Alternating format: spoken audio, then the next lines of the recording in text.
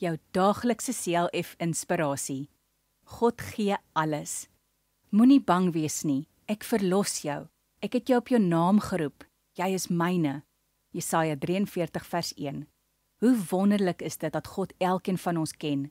Hy weet wat elkeen van ons se naam is. Hy verlos ons.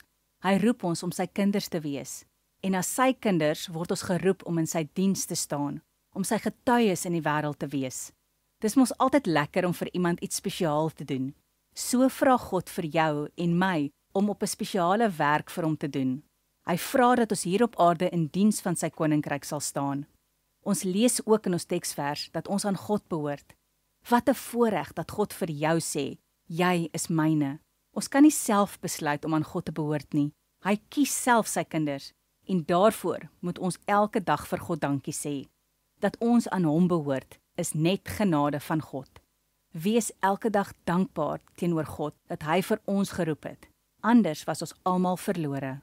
Kom ons bid saam. Here, dankie dat U vir my geroep het en dat U my naam ken. Amen.